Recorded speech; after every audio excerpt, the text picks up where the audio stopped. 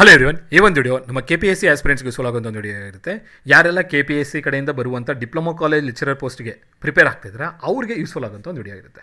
So ಈ ವಿಡಿಯೋದಲ್ಲಿ ನಾವು ಏನು ಡಿಸ್ಕಸ್ ಮಾಡ್ತಾ ಇರ್ತೀವಿ ಅಂದರೆ, ಮುಂಬರುವಂತಹ KPSC ಡಿಪ್ಲೊಮಾ ಕಾಲೇಜ್ ಲೆಕ್ಚರರ್ ಪೋಸ್ಟಿನ ನೋಟಿಫಿಕೇಷನ್ನ ಒಂದು ಮಾಹಿತಿನ ಡಿಸ್ಕಸ್ ಮಾಡ್ತಾ ಇರ್ತೀವಿ. ಏನು ಒಂದು ಇನ್ಫಾರ್ಮೇಷನ್ ಅಂದರೆ, ಸಿವಿಲ್ ಇಂಜಿನಿಯರಿಂಗ್ ಡಿಪಾರ್ಟ್ಮೆಂಟಿನ ಸ್ಪೆಸಿಫಿಕ್ ಪೇಪರಿನ ಒಂದು ಸಿಲೆಬಸ್ ಬಗ್ಗೆ. ಸೊ ಸಾಕಷ್ಟು ಜನ ಸ್ಟೂಡೆಂಟ್ಸು ಕಮೆಂಟ್ ಬಾಕ್ಸಲ್ಲಿ ಮೆನ್ಷನ್ ಮಾಡಿದ್ದೀರಾ, ಸರ್ EC ಇದೆ, ಸಿಲೆಬಸ್ ಏನು, ಟ್ರಿಪಲ್ ಇ ಇದೆ, ಸಿಲೆಬಸ್ ಏನು, ಮೆಕ್ಯಾನಿಕಲ್ ಇದೆ, ಸಿಲೆಬಸ್ ಏನು, ಇದೇ ರೀತಿಯಲ್ಲಿ ಬೇರೆಲ್ಲ ಡಿಪಾರ್ಟ್ಮೆಂಟ್ಸು ಅವ್ರವ್ರ ಸಿಲೆಬಸ್ನ ಕೇಳಿದ್ದಾರೆ. ಸೊ ನಾನೇನು ಮಾಡ್ತಿದ್ದೀನಿ ಅಂದರೆ, ಪ್ರತಿಯೊಂದಿನ ಒಂದೊಂದು ವೀಡಿಯೋನ ಮಾಡಿಬಿಟ್ಟು ಆ ಒಂದು ಡಿಪಾರ್ಟ್ಮೆಂಟಿನ, ಆ ಒಂದು ರೆಸ್ಪೆಕ್ಟಿವ್ ಡಿಪಾರ್ಟ್ಮೆಂಟಿನ ಸಿಲೆಬಸ್ ಕಾಪಿ ಅನ್ನೋದಕ್ಕಿಂತ ಸಿಲೆಬಸ್ ಒಳಗಡೆ ಯಾವ್ಯಾವ ಸಬ್ಜೆಕ್ಟ್ಸ್ ಇರುತ್ತೆ ಅನ್ನೋದ್ರ ಬಗ್ಗೆ ಒಂದು ವೀಡಿಯೋನ ಮಾಡಿಬಿಟ್ಟು ನಿಮ್ಗೆ ಅಪ್ಲೋಡ್ ಮಾಡಿರ್ತೇನೆ. ಸೊ ಆ ವಿಡಿಯೋದಲ್ಲಿ ಇರುವಂಥ ಆ ಸಿಲೆಬಸ್ಸಲ್ಲಿ ಆ ಸಬ್ಜೆಕ್ಟ್ಸನ್ನ ಏನೇನು ಮೆನ್ಷನ್ ಮಾಡಿರ್ತೀನಿ ಆ ಸಬ್ಜೆಕ್ಟ್ಸ್ನ ನೀವು ಪ್ರಿಪೇರ್ ಆಗ್ತಾ ಹೋಗಿ.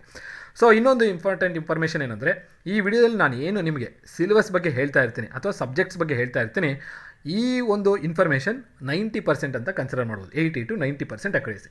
ಇನ್ನು 20% ಅಕ್ಯುರೇಸಿ ಏನು ಡಿಫ್ರೆನ್ಸ್ ಇದೆ ಸರ್, 20 to 10% ಅಕ್ಯುರೇಸಿ ಎಲ್ಲಿ ಡ್ರಾಪ್ ಆಗ್ತಿದೆ ಅಂತ ಕೇಳಿದ್ರೆ, ನೋಡಿ KPSCಯಿಂದ ಮುಂದೆ ಬರುವಂಥ ನೋಟಿಫಿಕೇಷನು ಇನ್ನು ಅಪ್ಕಮಿಂಗ್ ನೋಟಿಫಿಕೇಷನ್ ಅದು. ಸೊ KPSC ಏನು ನಿರ್ಣಯ ತೊಗೊಳುತ್ತೆ ಅಂತೇಳಿ ಅವ್ರಿಗೆ ಗೊತ್ತಿರುತ್ತೆ.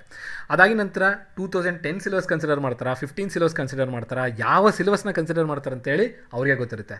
ಬಟ್ ಆಗಿದ್ದಾಗ ನೀವೇನಕ್ಕೆ ಕೊಡ್ತಿದ್ದೀರಾ ಸರ್ ಅಂತಂದರೆ, ನೋಡಿ ಇದರೊಳಗಡೆ ಕೊಡ್ತಿರೋಂಥ ಸಬ್ಜೆಕ್ಟ್ಸು 80 to 90% ಅಕ್ಯುರೇಸಿ ಅಂತ ಹೇಳಿದ್ದೀನಿ.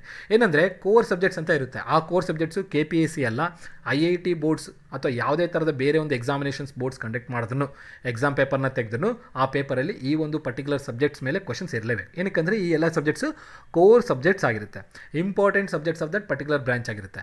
ಸೊ ಹಾಗಾಗಿ ಈ ಸಬ್ಜೆಕ್ಟ್ಸ್ನ ಯಾವುದೇ ಥರ ಸ್ಕಿಪ್ ಮಾಡೋಕ್ಕಾಗಲ್ಲ, ಯಾವುದೇ ಡಿಪಾರ್ಟ್ಮೆಂಟ್ ಎಕ್ಸಾಮಿನೇಷನ್ ಇದ್ದರು. ಸೊ ಹಾಗಾಗಿ ಅಂಥ ಸಬ್ಜೆಕ್ಟ್ಸ್ನ ನಾನು ಇಲ್ಲಿ ಕನ್ಸಿಡರ್ ಮಾಡಿದ್ದೀನಿ. ಈ ಸಬ್ಜೆಕ್ಟ್ಸ್ನ ನೀವು ಚೆನ್ನಾಗಿ ತರುವಾಗಿ ಪ್ರಿಪೇರ್ ಆಗೋಕ್ಕೆ ಸ್ಟಾರ್ಟ್ ಮಾಡ್ಕೊಳ್ಳಿ. ಏನಕ್ಕಂದರೆ ನೋಟಿಫಿಕೇಷನ್ ಇನ್ನೂ ಟೈಮ್ ತೊಗೊಳುತ್ತೆ ಬರೋದಕ್ಕೆ. ಆ ಒಂದು ಟೈಮ್ ಲಿಮಿಟ್ ಒಳಗಡೆ ಈ ಎಲ್ಲ ಸಬ್ಜೆಕ್ಟ್ಸ್ನ ನೀವು ಕಂಪ್ಲೀಟ್ ಮಾಡಿಕೊಂಡ್ರೆ, ಅಥವಾ ಇಷ್ಟು ಸಬ್ಜೆಕ್ಟ್ಸ್ ಒಳಗಡೆ ಒಂದು ಅಟ್ಲೀಸ್ಟ್ 30 to 50% ಕಂಪ್ಲೀಟ್ ಮಾಡಿಕೊಂಡ್ರು, ನಾಳೆ ಬರುವಂಥ ನೋಟಿಫಿಕೇಷನ್ ಮತ್ತು ಅದ್ರ ಜೊತೆಗೆ ಸಿಲೆಬಸ್ ಏನಿರುತ್ತಲ್ಲ ಅದರಲ್ಲಿ ನೀವು 50% ಕಂಪ್ಲೀಟ್ ಮಾಡ್ದಂಗೆ ಇರುತ್ತೆ. ಇನ್ನು 50% ಮತ್ತೆ ಕಂಪ್ಲೀಟ್ ಮಾಡ್ಕೊಳ್ತಾ ಹೋಗ್ಬೋದು. ಏನಕ್ಕಂದರೆ ನಿಮಗೆ ನೋಟಿಫಿಕೇಷನ್ ಬರೋದಕ್ಕೆ ಇನ್ನೊಂದು 4 ತಿಂಗಳಿಂದ 5 ತಿಂಗಳು ತೊಗೊಳ್ಬೋದು, ಅಥವಾ 3 ತಿಂಗಳಾದರೂ ತೊಗೊಳ್ಬೋದು, ಇಲ್ಲ 2 ತಿಂಗಳಾದರೂ ತೊಗೊಳ್ಬೋದು. ಮಿನಿಮಮ್ 2 months ಅಂತ ಕನ್ಸಿಡರ್ ಮಾಡಿದ್ರು ನೀವು ಈಸಿಯಾಗಿ 3 to 4 ಸಬ್ಜೆಕ್ಟ್ಸ್ ಅಥವಾ 5 to 7 ಸಬ್ಜೆಕ್ಟ್ಸ್ ಈಸಿಯಾಗಿ ಕಂಪ್ಲೀಟ್ ಮಾಡ್ಕೊಳ್ಬೋದು. ಸೊ ಆ ಒಂದು ಉದ್ದೇಶದಿಂದನೇ ಈ ವಿಡಿಯೋನ ಮಾಡ್ತಾಯಿದ್ದೀನಿ, ಇಂಪಾರ್ಟೆಂಟ್ ಸಬ್ಜೆಕ್ಟ್ಸಿನ ವಿಡಿಯೋ ಅಂತೇಳಿ.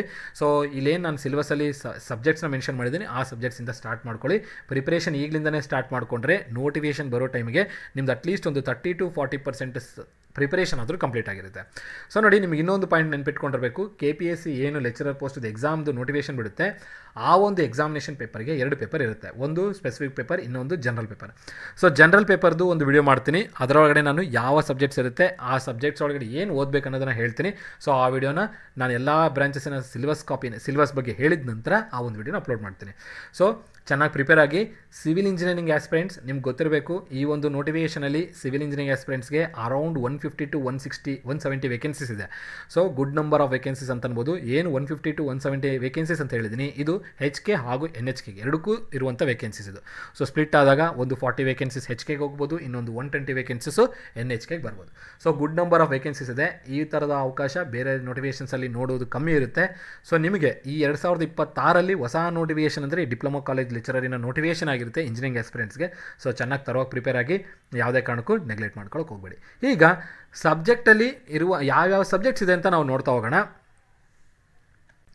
ಸೊ ನೋಡ್ತಾ ಇರ್ಬೋದು, ಇಲ್ಲಿ ಟ್ಯಾಬ್ಯುಲರ್ ಕಾಲಮಲ್ಲಿ ಕೆಲವು ಸಬ್ಜೆಕ್ಟ್ಸ್ನ ನಾನು ಸ್ಪೆಸಿಫೈ ಮಾಡಿದ್ದೀನಿ. ಈ ಎಲ್ಲ ಸಬ್ಜೆಕ್ಟ್ಸು ನಿಮ್ಮ ಒಂದು ಲೆಕ್ಚರರ್ ಪೋಸ್ಟಿನ ನೋಟಿಫಿಕೇಷನ್ಗೆ 100% ಇದ್ದೇ ಇರುತ್ತೆ. ಚೆನ್ನಾಗಿ ಪ್ರಿಪೇರ್ ಆಗಬೇಕಾಗುತ್ತೆ ನೀವು. ನೋಡಿ, ಮೊದಲನೇ ಸಬ್ಜೆಕ್ಟು. ಸೊ ನಿಮಗೆ ಇಷ್ಟು ಸಬ್ಜೆಕ್ಟ್ಸಲ್ಲಿ ಮೊತ್ತ 14 ಸಬ್ಜೆಕ್ಟ್ನ ನಾನು ಮೆನ್ಷನ್ ಮಾಡಿದ್ದೀನಿ. 14 ಸಬ್ಜೆಕ್ಟು 3 ಇಂದ 4 ತಿಂಗಳಲ್ಲಿ ಕಂಪ್ಲೀಟ್ ಮಾಡೋದಕ್ಕೆ ಕಷ್ಟನೇ ಆಗ್ಬೋದು, ಬಟ್ ಟ್ರೈ ಮಾಡಿ ಕಂಪ್ಲೀಟ್ ಮಾಡೋದಕ್ಕೆ. ಸೊ ಇಷ್ಟು ಒಂದು ಸಬ್ಜೆಕ್ಟ್ಸಲ್ಲಿ ಇಂಪಾರ್ಟೆಂಟ್ ಸಬ್ಜೆಕ್ಟ್ಸು ನಮ್ಮ ಸ್ಟ್ರೆಂತ್ ಆಫ್ ಮೆಟೀರಿಯಲ್ಸ್ ಆಗಿರುತ್ತೆ, ಫ್ಲೂಯಿಡ್ ಮೆಕ್ಯಾನಿಕ್ಸ್ ಆ್ಯಂಡ್ ಮಷಿನರಿ ಆಗಿರುತ್ತೆ. ಅದಾಗಿ ನಂತರ ಸರ್ವೇಯಿಂಗ್ ಅಂತೂ ನೀವು ನೋಡಿರ್ತೀರ. ಅದಾಗಿ ನಂತರ ಟ್ರಾನ್ಸ್ಪೋರ್ಟೇಷನ್ ಇಂಜಿನಿಯರಿಂಗ್ನೂ ಇದ್ದೇ ಇರುತ್ತೆ ಅಲ್ವಾ, ಯಾವುದೇ ಪೇಪರಲ್ಲಿ ನೋಡ್ರಿ ಈ ಒಂದು ಸಬ್ಜೆಕ್ಟ್ಸ್ ಮೇಲೆ ಇದ್ದೇ ಇರುತ್ತೆ. ಎನ್ವಿರಾನ್ಮೆಂಟಲ್ ಇಂಜಿನಿಯರಿಂಗ್ ಮೇಲೆ ನೋಡಿರ್ತೀರ. ಅದಾಗಿ ನಂತರ ನೋಡಿ ಕನ್ಸ್ಟ್ರಕ್ಷನ್ ಇಂಜಿನಿಯರ್ ಅಂದರೆ ಕನ್ಸ್ಟ್ರಕ್ಷನ್ ಮೆಟೀರಿಯಲ್ಸ್ ಅಂತ ಕೇಳಿರ್ತೀರ, ಅಥವಾ civil engineering materials and construction ಇಲ್ಲಿದೆ ನೋಡಿ. ಈ ಒಂದು ಸಬ್ಜೆಕ್ಟು ವೆರಿ ಇಂಪಾರ್ಟೆಂಟು. ಅದಾಗಿ ನಂತರ hydrology and hydraulic structures very important. So ಹೇಳ್ಬೇಕಂದ್ರೆ ಇದರೊಳಗಡೆ ಇರೋವೆಲ್ಲ ಕೋರ್ ಸಬ್ಜೆಕ್ಟ್ಸ್ ನಾನು ತೊಗೊಂಡಿರೋದು. ವಾಟರ್ ರಿಸೋರ್ಸ್ ಇಂಜಿನಿಯರಿಂಗ್ನು ವೆರಿ ಇಂಪಾರ್ಟೆಂಟ್ ಆಗಿರುತ್ತೆ.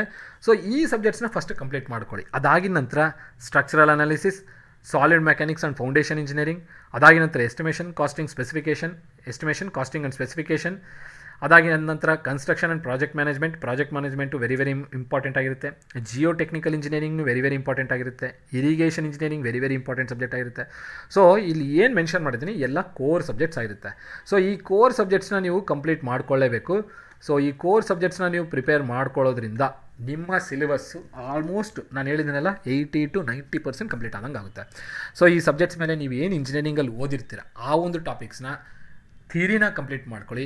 MCQsನ ಸಫಿಷಿಯೆಂಟ್ ನಂಬರ್ ಆಫ್ MCQsನ ಪ್ರಾಕ್ಟೀಸ್ ಮಾಡಿ, ಮಾಕ್ ಟೆಸ್ಟ್ಗಳು ಅಟೆಂಡ್ ಮಾಡ್ಕೊಳ್ಳಿ. ಸೊ ಆ ಥರ ಮಾಡೋದ್ರಿಂದ ನಿಮ್ಮ ಒಂದು ಸಬ್ಜೆಕ್ಟಲ್ಲಿ ಗೇನ್ ಮಾಡಬೇಕಾಗಿರೋಂಥ ಮಾರ್ಕ್ಸ್ ಚೆನ್ನಾಗಿ ಗೇನ್ ಮಾಡ್ಕೊಳ್ತೀರ.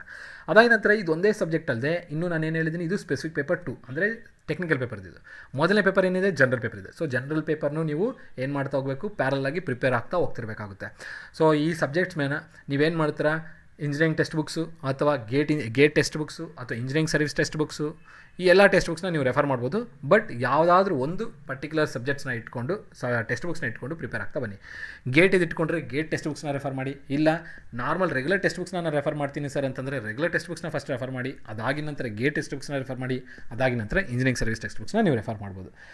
ಓಕೆ, ಇದೆಲ್ಲ ಪ್ರಿಪೇರ್ ಆಗಿದ ನಂತರನೇ ಮಾಕ್ ಟೆಸ್ಟ್ಗಳನ್ನ ತೊಗೊಳ್ಳಿ. ಸೊ ನಾನು ಈ ಬಾರಿ ನಿಮಗೆ ಸಿವಿಲ್ ಇಂಜಿನಿಯರಿಂಗ್ ಸಬ್ಜೆಕ್ಟ್ಸ್ ಮೇಲೂ ವೀಡಿಯೋಸ್ನ ಅಪ್ಲೋಡ್ ಮಾಡ್ತಾ ಹೋಗ್ತೀನಿ. ಫಸ್ಟು ಜನರಲ್ ಸಬ್ಜೆಕ್ಟ್ಸ್ನ ಅಪ್ಲೋಡ್ ಮಾಡ್ತೀನಿ. ಅವುಗಳು ನಿಮಗೆ ಇಷ್ಟ ಆಗಿದ್ದರೆ ನಿಮ್ಮ ಒಂದು ಎನ್ಕರೇಜ್ಮೆಂಟ್ ಮೇಲೆ ಸಬ್ಜೆಕ್ಟ್ಸ್ ಮೇಲೂ ನಾನು ಅಪ್ಲೋಡ್ ಮಾಡ್ಕೊಳ್ತಾ ಹೋಗ್ತೀನಿ. ಸೊ ನೋಡೋಣ ಮುಂದಿನ ದಿನಗಳಲ್ಲಿ ಎಲ್ಲ ಸ್ಟೂಡೆಂಟ್ಸ್ನ ಏನು ರಿಕ್ವೆಸ್ಟ್ ಇರುತ್ತೆ ಅದ್ರ ಮೇಲೆ ನಾನು ನಿಮಗೆ ಕಂಟೆಂಟ್ನ ಪ್ರೊವೈಡ್ ಮಾಡ್ತಾ ಹೋಗ್ತೀನಿ. ಸೊ ಸಿವಿಲ್ ಇಂಜಿನಿಯರಿಂಗ್ ಆಸ್ಪಿರೆಂಟ್ಸ್ಗೆ ಟೆಕ್ನಿಕಲ್ ಸಬ್ಜೆಕ್ಟ್ಸು ಯಾವುದಿರುತ್ತೋ ಅನ್ನೋದಕ್ಕೆ ಬ್ರೀಫ್ ಐಡಿಯಾ ಈ ಒಂದು ವಿಡಿಯೋ ಆಗಿರುತ್ತೆ. ಸೊ ಈ ವಿಡಿಯೋದಲ್ಲಿ ನಿಮಗೆ ಏನು ಸಬ್ಜೆಕ್ಟ್ಸ್ನ ಕೊಟ್ಟಿದ್ದೀನಿ, ಏನು ಇನ್ಫಾರ್ಮೇಷನ್ ಕೊಟ್ಟಿದ್ದೀನಿ, ಇಷ್ಟ ಆದರೆ ವಿಡಿಯೋನ ಲೈಕ್ ಮಾಡಿ. ಚಾನಲ್ಗೆ ಇನ್ನೂ ಸಬ್ಸ್ಕ್ರೈಬ್ ಆಗದಿದ್ದರೆ ಸಬ್ಸ್ಕ್ರೈಬ್ ಮಾಡಿ, ಹಾಗೂ ನಿಮ್ಮ ಫ್ರೆಂಡ್ ಜೊತೆಗೂ ಶೇರ್ ಮಾಡಿ. ಸೊ ಈ ಒಂದು ಲೆಕ್ಚರರ್ ಪೋಸ್ಟಿನ ಆ ನೋಟಿಫಿಕೇಷನ್ನ ಪ್ರತಿಯೊಂದು ಅಪ್ಡೇಟು ನಾನು ನನ್ನ ಚಾನಲಲ್ಲಿ ನಿಮಗೆ ಕೊಡ್ತಾ ಹೋಗ್ತೀನಿ. ಸೊ ಮುಂದಿನ ದಿನಗಳಲ್ಲಿ ಬರುವಂಥ ಪ್ರತಿಯೊಂದು ಡಾಟಾ ಅಥವಾ ಪ್ರತಿಯೊಂದು ಇನ್ಫಾರ್ಮೇಷನ್ ಈ ರಿಗಾರ್ಡಿಂಗ್ ಲೆಕ್ಚರರ್ ಪೋಸ್ಟ್ದು ನಾನು ನಿಮಗೆ ಅಪ್ಡೇಟ್ ಮಾಡ್ತಾ ಹೋಗ್ತೀನಿ.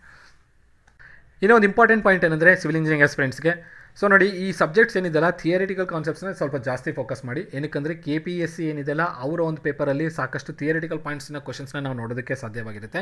ಸೊ ಹಾಗಾಗಿ ಥಿಯರಿಟಿಕಲ್ ಆಸ್ಪೆಕ್ಟ್ಸ್ನ ಚೆನ್ನಾಗಿ ತರೋ ಮಾಡ್ಕೊಳ್ಳಿ.